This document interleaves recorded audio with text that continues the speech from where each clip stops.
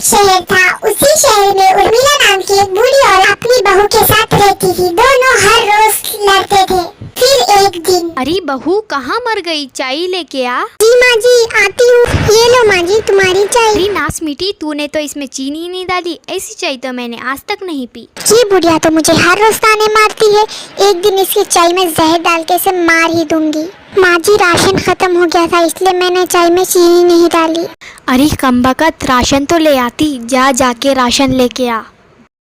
जी माँ जी अभी लेके आती हूँ। तभी राशि वहाँ से राशन लेने के लिए चले जाती है। फिर वो अपने कमरे में बैठ के सोचती है, शॉपिंग तो करूँगी लेकिन बचे हुए पैसे अपने पास रख लूँगी। फिर वो तैयार होकर नीचे पहुँच जाती है। लो माँ जी मैं जाने के लिए तैयार हो गई। अब मैं ड्राइवर के साथ जा रही हूँ शॉपिंग के लिए। इतना बोलकर वो वहाँ से जाने लगती है। अब वो घर के बाहर पहुँच जाती है। अब वो कार के पास जाने लगी। चलते चलते वो कार के पास पहुँच गई। फिर वो कार में बैठ गई।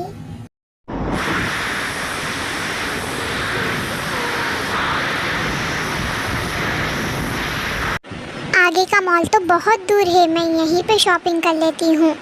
भैया आप गाड़ी रोक दो। ओके मैम साहब। अरे वाह, यहाँ पे तो सेल चल रही है, चलो अंदर चलते हैं। इतना कहते ही वो अंदर गई।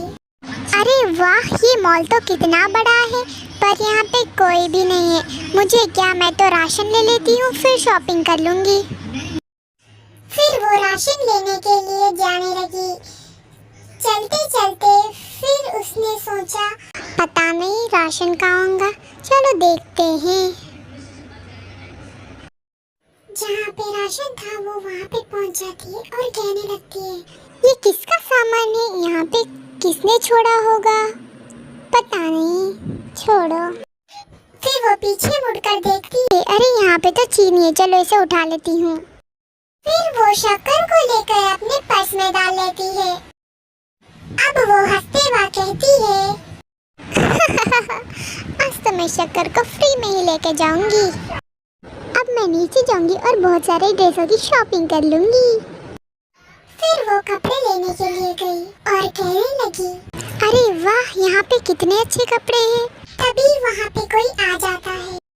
वो पीछे मुड़कर देखती है और सोचने लगती है, अरे ये कौन है, इस मॉल में तो कोई भी नहीं था। फिर वो पूछने लगती है, भैया आप कौन हो। अब वो बोलता है, मैं तो यहाँ पे ड्रेसेस बताता हूँ, आपको कैसा ड्रेस चाहिए। फिर वो राशि को ड्रेसेस बताने लगता है। राशि ने बहुत सारी शॉपिंग कर ली थी, इसलिए वो घर जाने लगी। अब वो वहाँ से जाने लगी। चलते चलते वो बाहर निकल गई।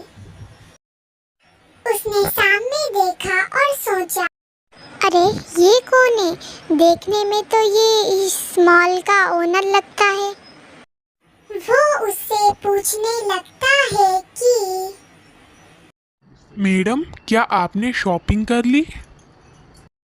फिर राशि कहती है, हाँ हाँ मैंने शॉपिंग कर ली और मैंने पैसे भी दे दिए हैं। अब मैं यहाँ से जाती हूँ। फिर से वो वहाँ से जाने लगती है बाहर अपने घर की तरफ।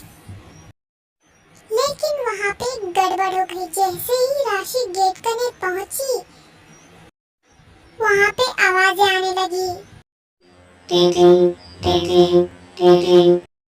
राशि डर गई और पीछे पलटी और ओनर ने कहा, मैडम क्या आपके बैग में कुछ है तो नहीं ना। मैडम आप अपना बैग बताइए। नहीं नहीं, मेरे बैग में तो कुछ भी नहीं है। क्या तुम मुझे चोर कहना चाहते हो, क्या मैं तुम्हें चोर लगती हूँ। फिर ओनर उसको नजदीक बुलाता है और बैग देने के लिए कहता है। वो उसे बैग नहीं देती है तो वो ओनर छीन लेता है। ये क्या, इसके अंदर तो चीनी का डब्बा है, ये आपने किधर से लिया है। ये तो मैंने दूसरे मॉल से खरीदा है। क्यों, आपको कुछ प्रॉब्लम है। ठीक है आप जाइए। फिर राशि वहाँ से जाने लगती है। चलते चलते वो बाहर निकल जाती है। उफ, मैं बच गई, वरना इस चीनी के चक्कर में मेरी इस ओनर के हाथों बेइज्जती ही होने वाली थी। चलो छोड़ो, अब मैं घर जाती हूँ। पता नहीं ये ड्राइवर कहाँ गया। सोच रही हूँ कि एक बार इसे फ़ोन ही कर लेती हूँ, फिर जल्दी आ जाएगा। अब वो उसे फ़ोन करती है। हेलो ड्राइवर, तुम कहाँ पर हो? जल्दी आ जाओ, मुझे घर जाना है। तभी वहाँ पर ड्राइवर गाड़ी लेकर आता है।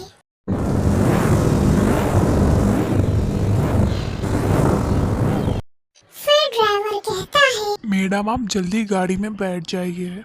राशि कहती है, हाँ हाँ ठीक है, बैठती हूँ। फिर राशि कार में बैठ जाती है। फिर ड्राइवर आराम से गाड़ी चलाते हुए राशि को घर लेके जाता है। वो उसे शॉर्टकट के रास्ते से घर लेके जाता है। तभी वहाँ पर एक दुर्घटना हो जाती है। कार का एक्सीडेंट हो जाता है। राशि कहती है, हाय हाय मर गई, अरे नास बेटे, ये क्या कर दिया तूने? राशि मर के भूत बन गई और रोने लगी। अरे ये क्या हो गया मेरे साथ? इस बुड्ढी के चेहरे के चक्कर पे मैं तो मर गई। वहाँ पर कुछ लोग थे जो बातें कर रहे थे और एक पुलिस था। पुलिस ने वहाँ पे थोड़ी जांच पड़ताछ की और उसे वहाँ से एक फोन मिला। उसने उस फोन पर फोन कर राशि की सास को कार एक्सीडेंट के बारे में बता दिया। फिर आगे राशि ने सोचा, अब तो मैं इस बुड्ढी सास को मार ही दूंगी। राशि उड़कर घर को जाती है और सास को ढूंढकर मारने को सोचती है। अब राशि बहुत गुस्से में होती है। वो सोचती, घर पर जाकर इस बुड्ढी को मार ही दूंगी। हा हा हा हा हा हा।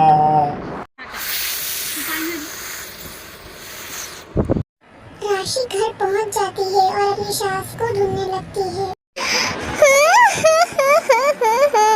हाय राम, ये क्या हो गया मेरी बहू के साथ? चलो छोड़ो, अब रोके भी क्या फायदा। जब सास बोलती है चलो छोड़ो, रोके भी क्या फायदा, ये सुनकर बहू को बहुत गुस्सा आ जाता है। वो तो उसे ठान ही लेती है कि मार दूंगी। फिर राशि सास के करीब बढ़ती है और उसके सामने आ जाती है। अब उर्मिला अपने मन में कहती है, अरे मैं तो मर गई रे, मर गई, ये चुड़ैल कहाँ से आ गई? अब चुड़ैल यानी राशि कहती है, पहचाना सासू माँ, मैं राशि तुम्हारी बहू। अब मैं तुम्हें मार दूंगी सासू माँ, और तू मेरे से बच भी नहीं सकती है। हा हा हा हा हा हा। उर्मिला वहाँ से ठहरकर भागने लगती है और बोलती है, हाय राम, भागो रे भागो, ये चुड़ैल तो मुझे मार ही डालेगी आज। भाग लो सासू माँ, भाग लो, कितनी दूर तक भाग सकते हैं, भाग लो, मैं तो तुम्हें पकड़ ही लूंगी। उर्मिला घर के बाहर निकली और भागते भागते वो जंगल में पहुंच गई और उसके पीछे चुड़ैल अभी भी थी।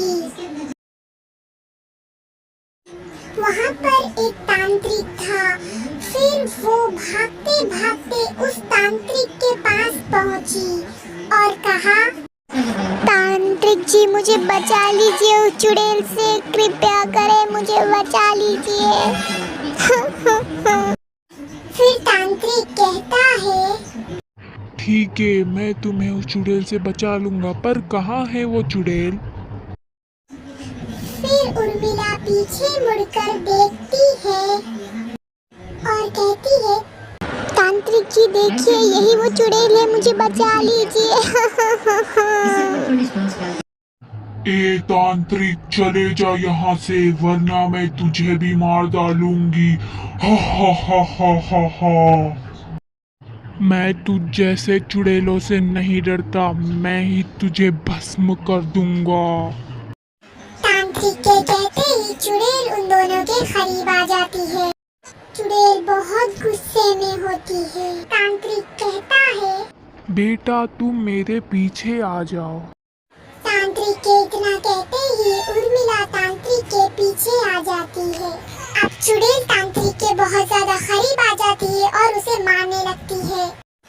तभी वहाँ पर तांत्रिक गिर जाता है और उर्मिला डर जाती है। फिर तांत्रिक उठकर अपने पास का खंजर निकालकर चुड़ैल को मार देता है और चुड़ैल वहाँ से भस्म हो जाती है। पीछे मुड़कर तांत्रिक कहता है, अब ये चुड़ैल भस्म हो गई है, अब ये तुम्हें कभी भी तंग नहीं करेगी। फिर उर्मिला अपनी बहू के बारे में सोचते सोचते खुद सदमे में हो जाती है। ऐसी ही बहुत सारी कहानियाँ देखने के लिए हमारे इस चैनल को लाइक और सब्सक्राइब कर दीजिए। नीचे दिया गया बेल आइकन दबा दीजिए।